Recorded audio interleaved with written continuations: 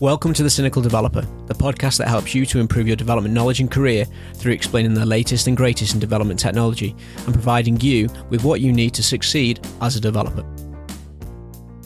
In this episode, we talk about code reviews with Jordan Ambro. Jordan is the founder of Serenity Software, a software consultancy that helps people build better software so the world can have happier customers and fulfilled employees.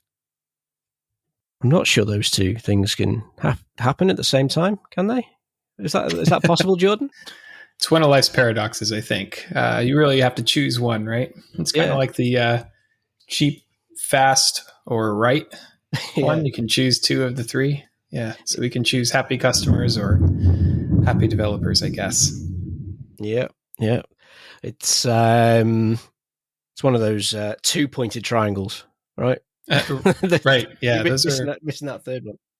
Those are a unique shape. I don't know what we should call that though. Yeah, it's a biangle. That's it. Yeah, there we go. You heard it here first. The new shape is a biangle, more commonly known as a line. But anyway, welcome to The Cynical Developer, Jordan. Thank you. Appreciate it. Yeah, glad to be here. Yeah, it's going to be good to have this conversation. I think it's a pressing topic, code reviews and bottlenecks and what causes the bottlenecks and what code reviews are about. I think that it's quite a polarizing topic. I know people that are dead set against code reviews. They're a waste of time. We just want to be cutting code. But you've also got people that are like, write 2 lines of code, PR it. I want to see everything that's going on. Mm-hmm. So it's going to be interesting. I think that the listeners should get a lot out of this. And one of the things that seems to astound most people when I talk about code reviews is that it's almost a full-time job. It's at some places, and some of my clients don't understand that. But before we get full-time job that you're not given any extra time in your day for either. You're expected to do all your own work, but then you also have to review someone else's code, which puts a lot of pressure on people. That I think that's probably why a lot of people have a bad experience, right? You end up feeling like you're using up all your time on someone else instead of getting your own job done. Yeah.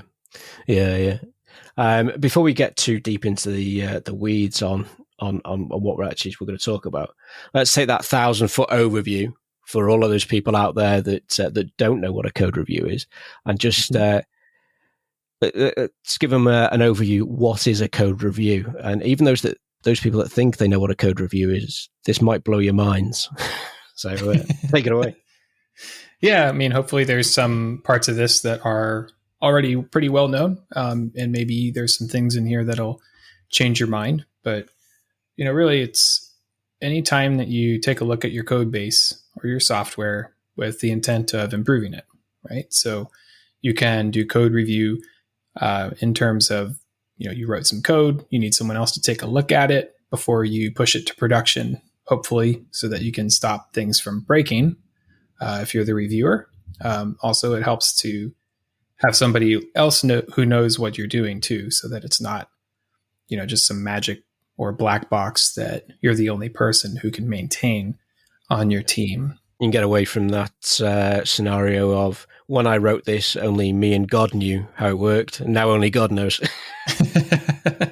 That's right. It's like old school Perl programming, where it's write-only code.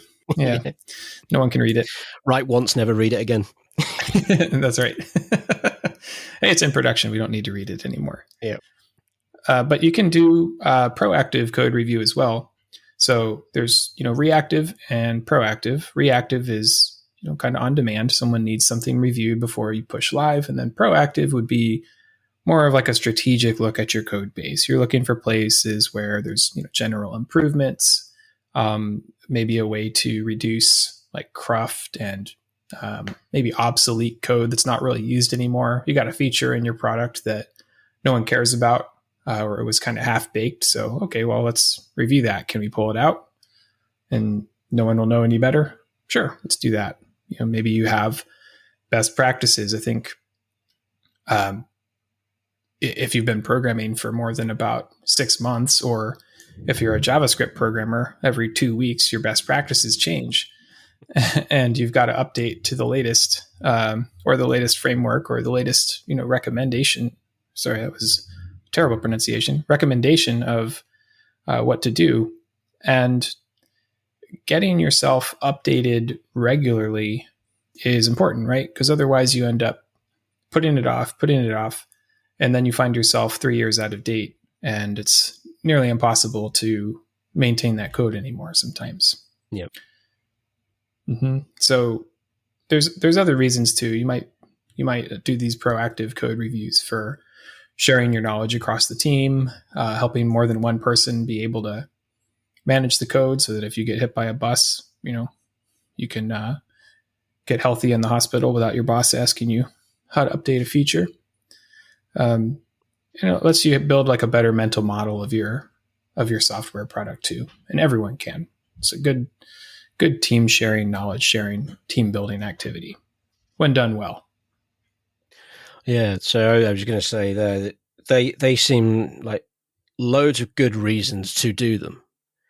Why would people be so against code reviews? Because I know I've worked with people that loathed code reviews. Yeah, that's a good question. I can tell we're on the Cynical Developer podcast. That's good. I think people should be critical and cynical of the code review process, actually, because it shouldn't be tedious. And I think that's what a lot of developers don't like, where it doesn't really feel like you're getting much value out of it. You're just kind of checking the boxes, doing it because it's a process, but that process isn't really making life any better, either for you as a developer or for your customers. I think that the best software development practices benefit everyone who's involved, whether you're the developer, the project manager, the CEO, or your customer using the software itself. These practices bubble up. So a good code review process is going to provide benefits all the way up the chain. Likewise, a bad process for code review is going to be tedious and frustrating and make people mad, take away valuable time out of their schedule and make it so that less valuable things or fewer valuable things are getting done in the day, which makes your software worse. Right. Yeah. And I think that's the negative experiences that people have. Like I was alluding to earlier, people who are required to do code review, and then they see, the code feature that's going in, and it's like 5,000 changes. It's like, do we have time for that? Like I have to go devote 2 or 3 hours to reviewing this code now. And that's a big ask. And when you're on a sizable team, maybe you have 10 people on your team, you're probably getting requested to review code, multiple times a day, because other people are doing things too, hopefully. Yeah, I think I put code in for a PR 5 times today. Mm-hmm. And I think I only worked on 3 tickets. So yeah, take from that what you will. But, yeah, it does become time consuming. I worked with one client, and the senior developer there was, should we say, he was a stickler for code reviews. And we'll put them in bunny quotes, in air quotes, because he had this opinion that whenever you did a code review, you had to find something. And a lot of the back and forth often used to be it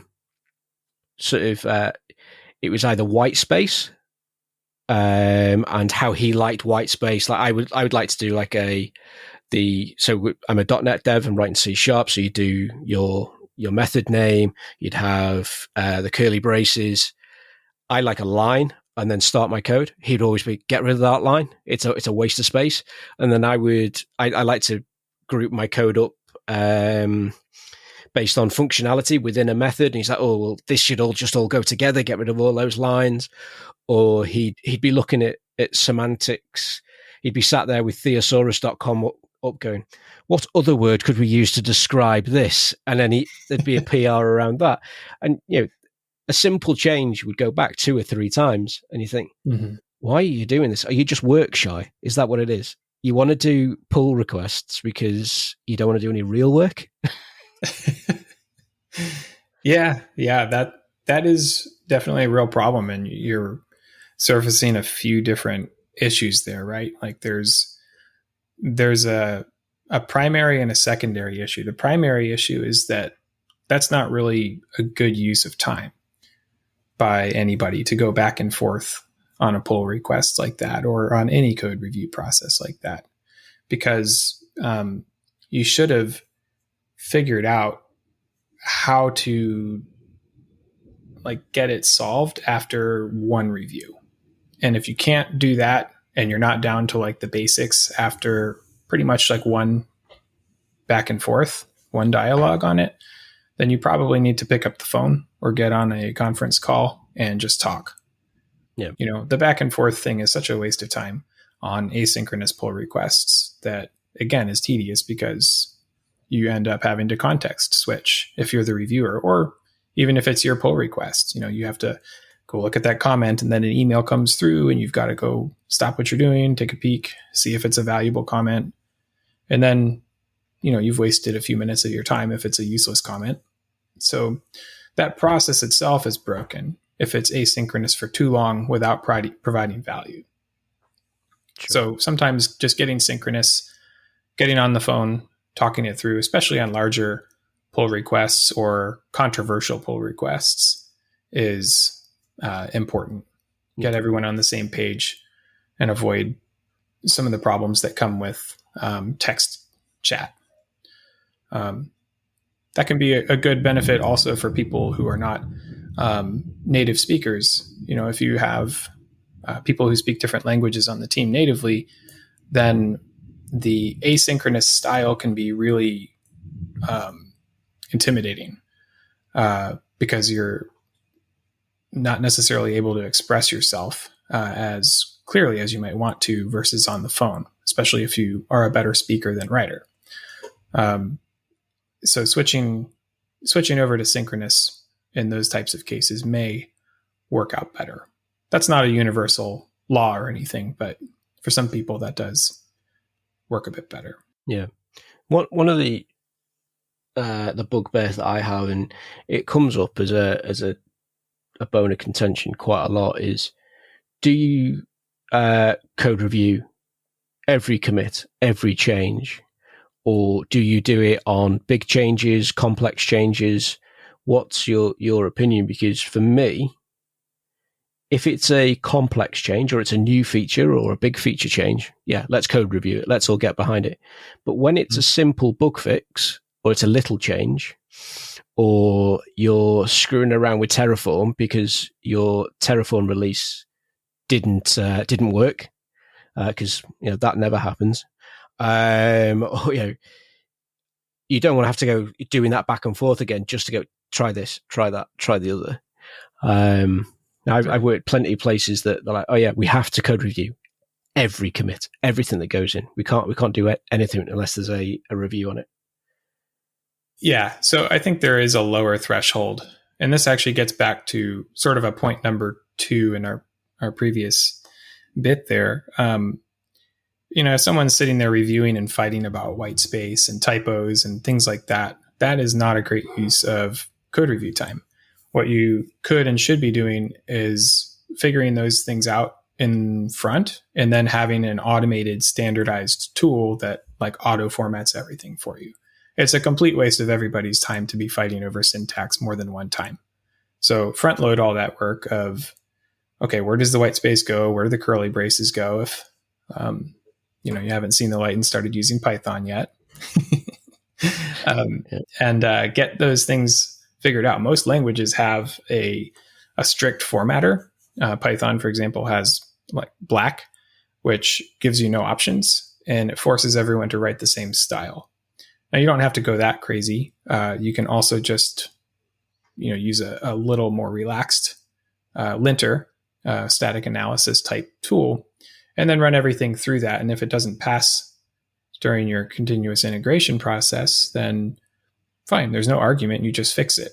You don't have to make a PR or ask someone else to review your white space changes. You just fix it, change it.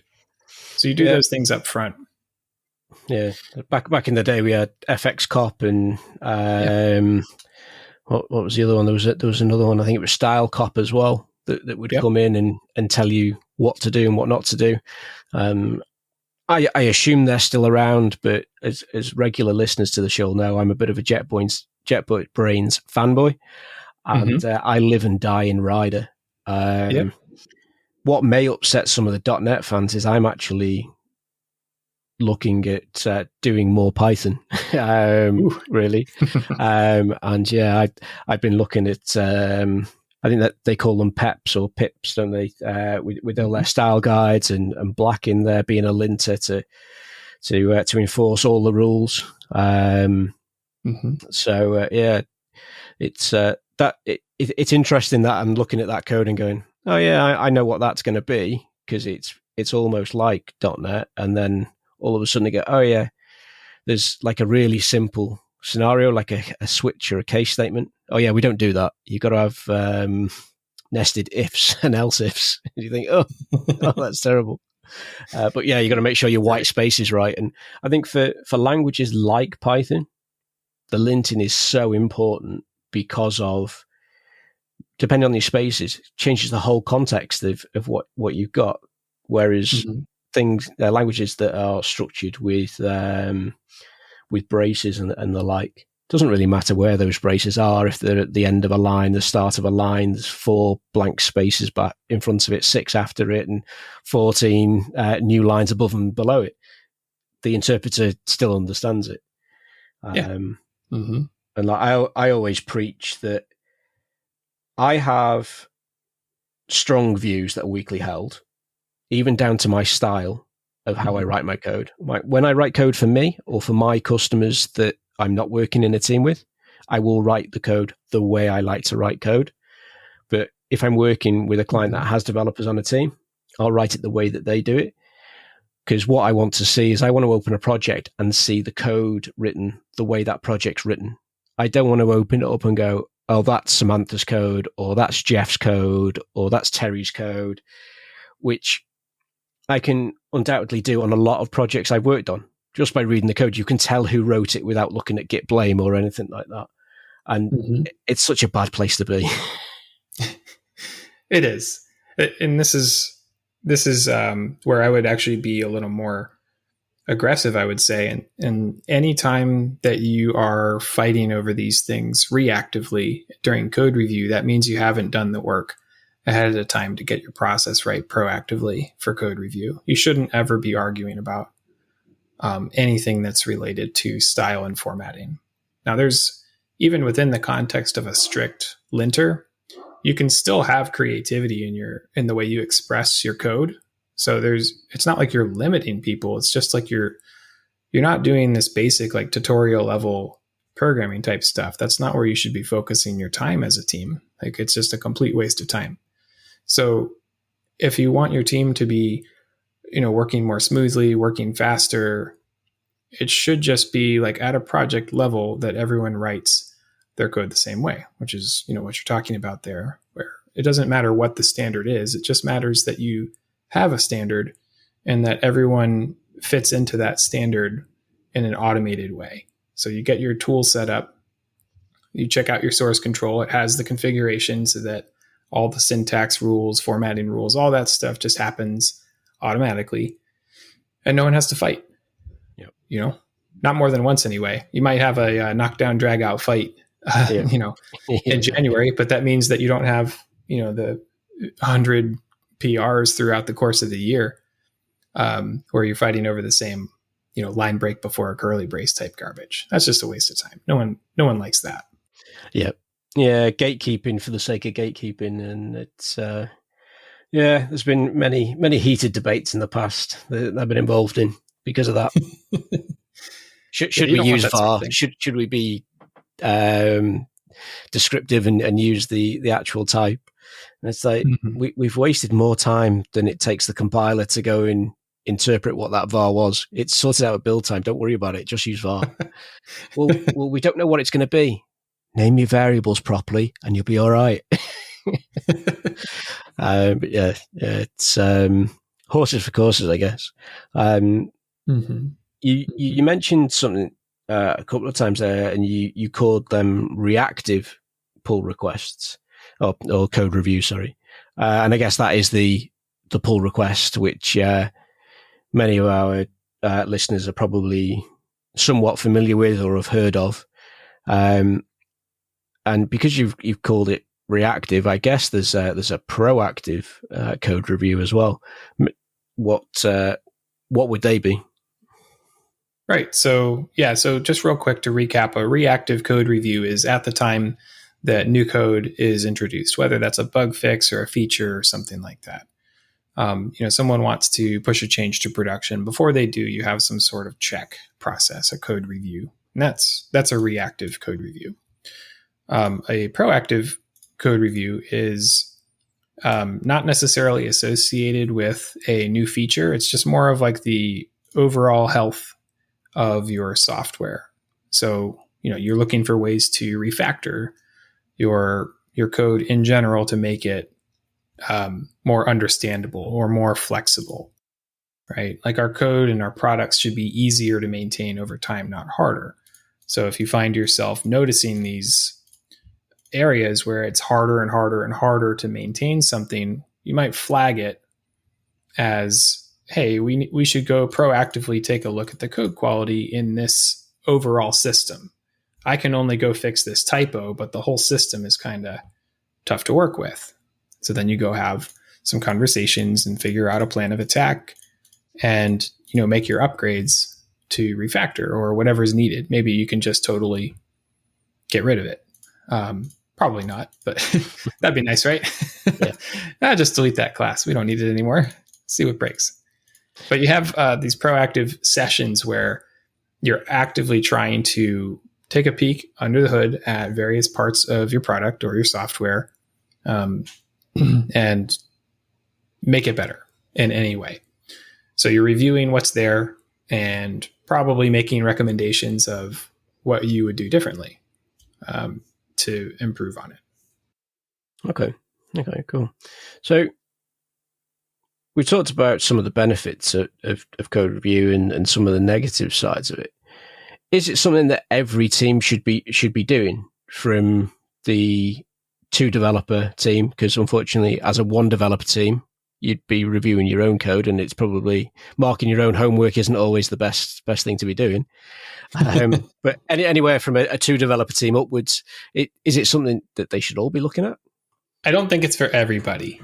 Now, obviously, you mentioned the 1-person team. Doesn't really make a lot of sense. Although I will say that you can put some of these reviews into practice. I think a lot of people do write code and then instantly push without really going back, taking a peek at what they did.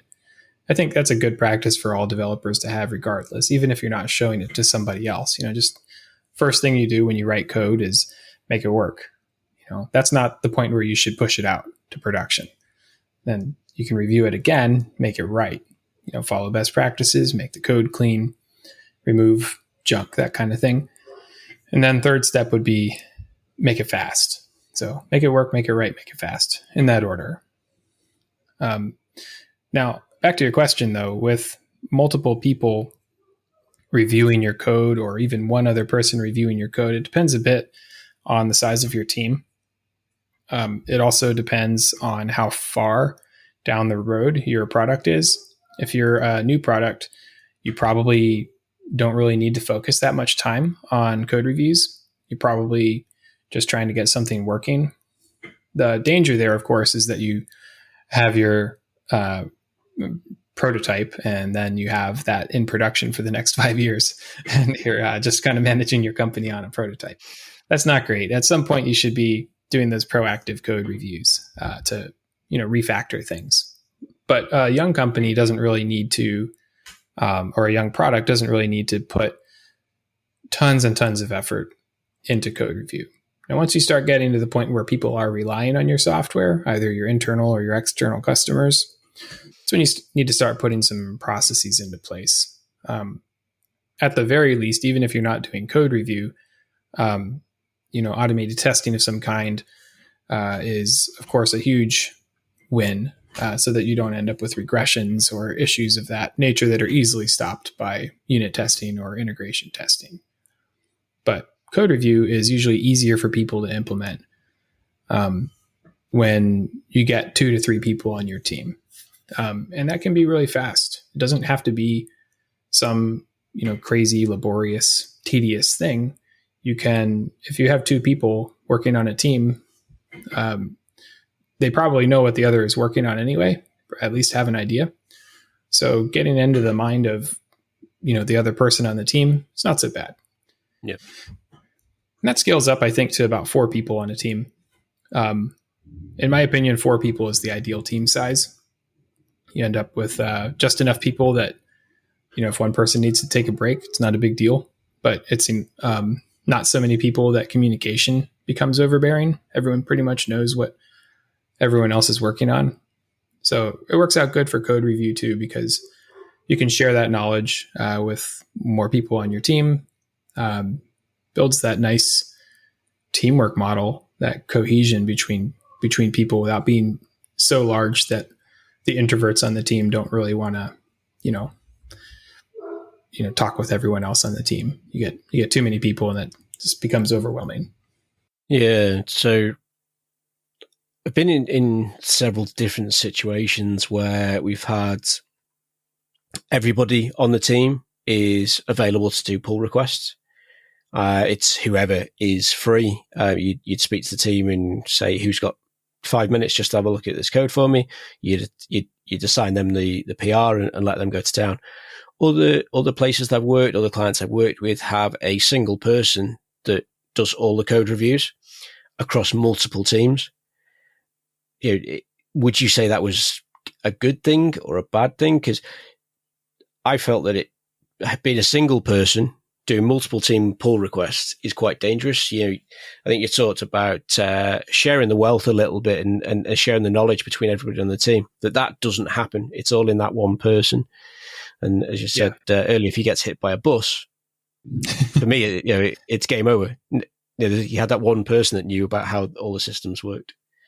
Yeah, absolutely. Yeah, you end up with a couple dangers, right? And you have to take a look at, what's the point of code review? And I think a lot of teams implement code review because they're afraid of making mistakes. So they see code review as a way to prevent bugs and prevent downtime. And I'm not saying that it can't, that is good and that's useful, but that's not the only reason to have code review, right? You do want to, like you said, share the wealth. You want to work as a team. It's not really teamwork if you have some other person independent of your team reviewing your code. I'm not saying that's a bad thing to have happen periodically, but that shouldn't be in the pull request lifecycle if that's the way that they were doing it. Yeah. You're really missing an opportunity for the other people who are experts who are on the team to either learn what's going on with someone else's code, or share their knowledge from things that they've also been working on. The only exception I can see to that is you may want that centralization every once in a while. That can be nice, like if you have a lot of microservices, for example, you might want some sort of architectural oversight. It's a little bit different from a pull request model. That'd be more like a proactive code review to make sure your microservices are interfacing right, but that's probably not the case for most people. So unless that's you, try to keep it within the team. You'll get way more benefits and far fewer downsides, in my opinion. So you're talking there about going from code reviews to architectural reviews. Mm-hmm. And that is moving up the hierarchy stack from senior devs, lead devs, ivory towers, solutions architects, and up from there. Would you say it would be a good practice to let the junior devs on the team or the new developers to a team to actually do the code reviews to carry them out? I think that it's good, yeah. Maybe not to be the only person, but frequently that's a really good learning opportunity. For example, if you have a senior developer on the team and you ask a junior to review, there's two things that go on here. One is that many seniors actually don't know newest best practices when newest best practices are moving really fast, but those might be fresh on the mind of someone who's more junior. So they may, assuming that they're not intimidated by the senior, ask questions about that. And of course, the other obvious relationship there is that juniors probably have a lot to learn from seniors. There's a wealth of experience and ways of doing things that hopefully by the time you're a real senior developer will be very elegant and easy to understand and read by a junior. Some of that stuff just takes time, but we do tend to learn from osmosis a bit by looking at other people's code. It becomes a lot easier for us to write and mimic, kind of like the apprenticeship model, as a junior. Yep. If you don't really know where to start, you just sort of make things up. But a senior is going to have these, patterns and ways of doing things embedded in their head that are going to be, straightforward and normal for them, that can rub off on the juniors. Yeah. As the saying goes, and I think I probably said it on the last couple of episodes. Actually, is a good artist copies, a great artist steals, and it's how we all do it. You look at how somebody's done a certain way, you go on Stack Overflow, you copy it, you fully attribute it back to the post that you found it from on Stack That's Overflow. Right. Mm-hmm. But you essentially steal their code until, of course, the third or fourth time that you've had to copy and paste it out of your other project, you know what that code already looks like, and you can write it without going and copying and pasting it. And then, That's right. And then it sort of becomes your way of doing it, and you're just taking it from someone else. Yeah. I've definitely taken juniors on the journey of code review. Of right, I've got a review to do here for this developer. You go and do it, and then we'll have a meeting later on, and you can tell me and you can tell that dev what's wrong with it. And you definitely do get that deer in the headlights look of, oh no, but it's that particular developer who's horrible to deal with. And like, yeah, let's go and annoy him because it's fun. That's right. You can use code review as a weapon too. That's the best part of it. Yeah. No, I'm not going to approve your code because I don't like you personally. That's right. You can passive aggressively just kind of wait a week or two to review somebody's code. Yeah. That's always a good strategy. Yeah. Why have you not finished this ticket? I'm waiting on pull request. I've not seen it. There's been no emails from it. Nobody's told me about it. That's right. Yeah. That actually is a good lead into like attitude with code reviews, especially the pull request style where, someone's looking for a review or an approval even of their code. And I think, there's a bit of this that's mindset, right? Yeah. Like what is your mindset, I guess, going into this code review?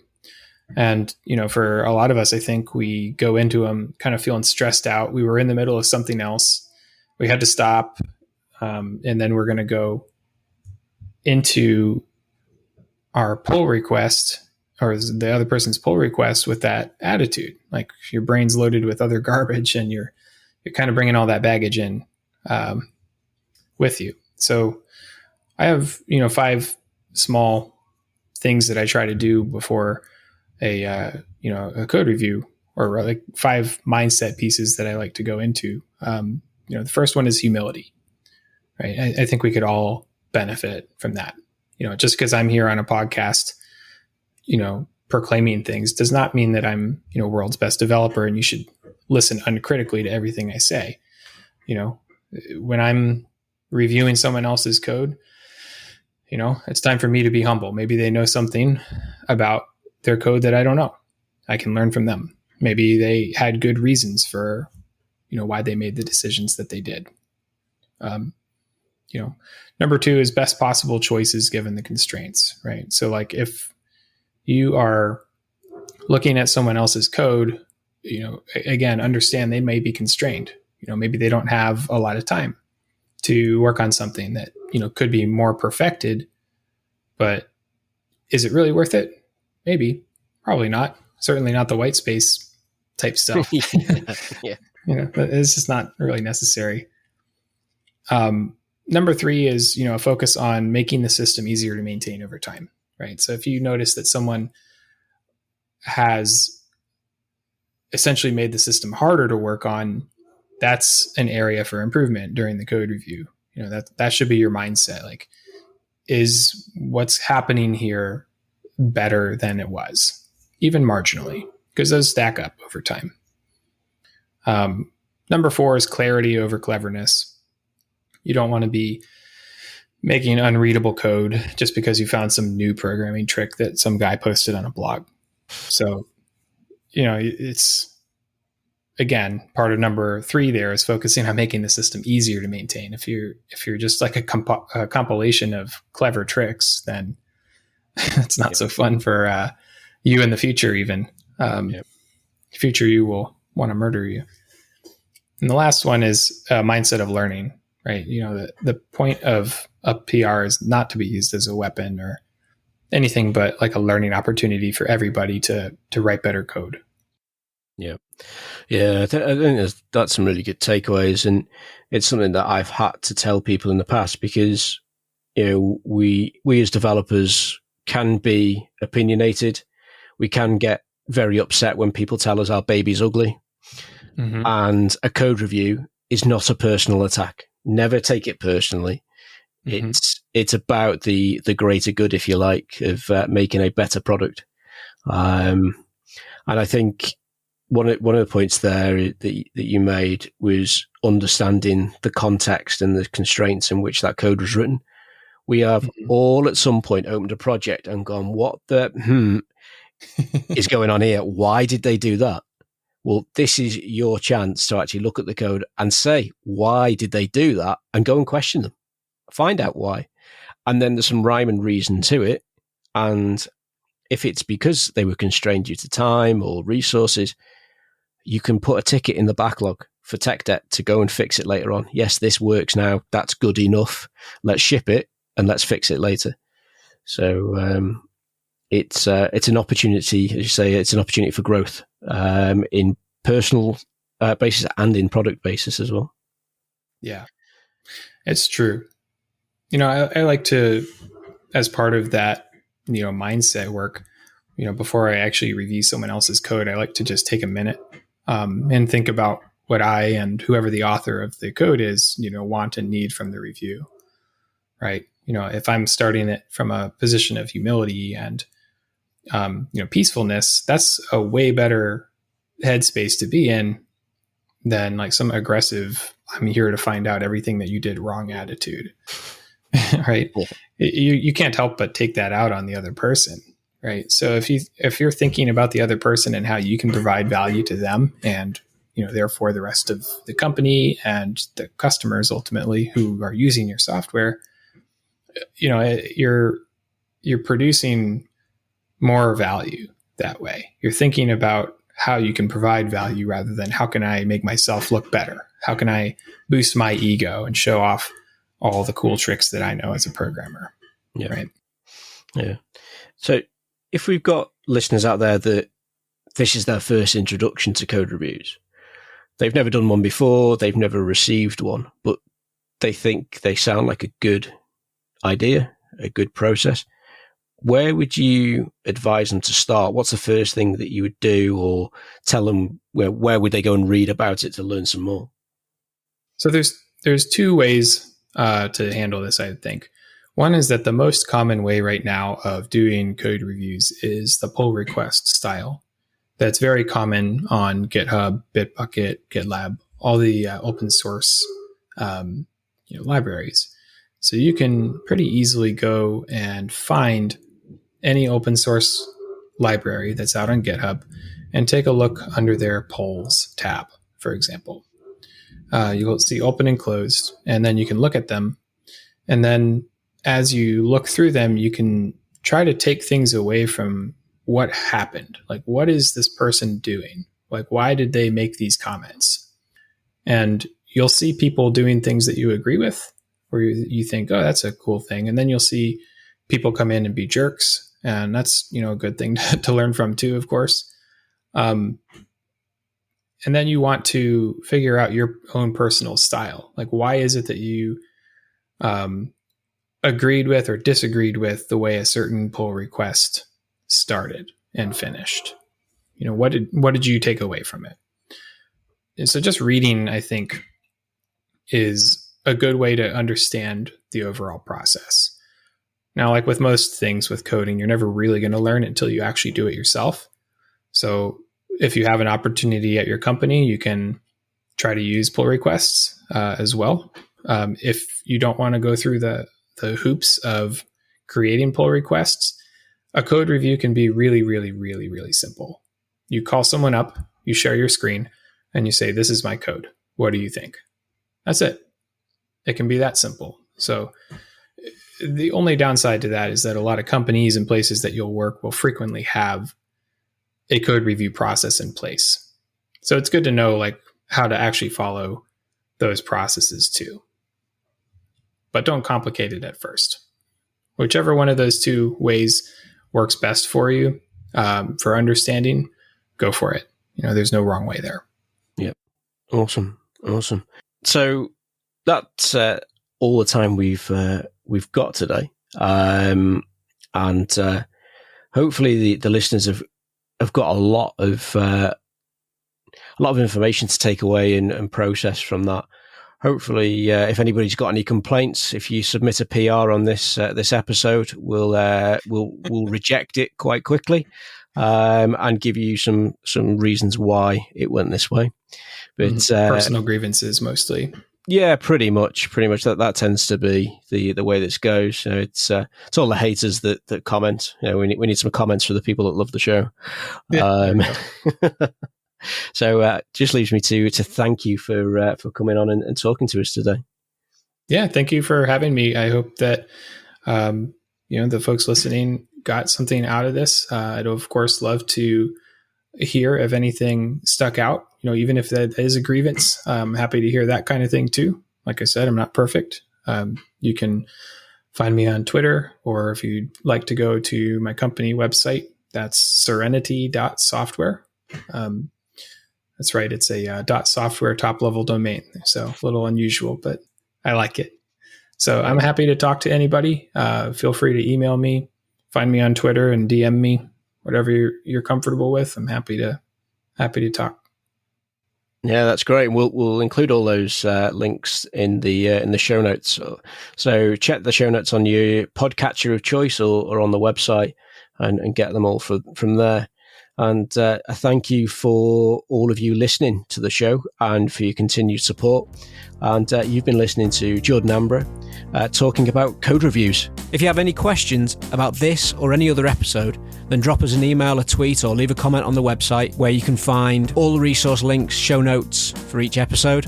And if you enjoy this episode, please leave a review on your favourite podcast platform, iTunes, Stitcher, whatever it is, and help The Cynical Developer to reach more developers around the globe.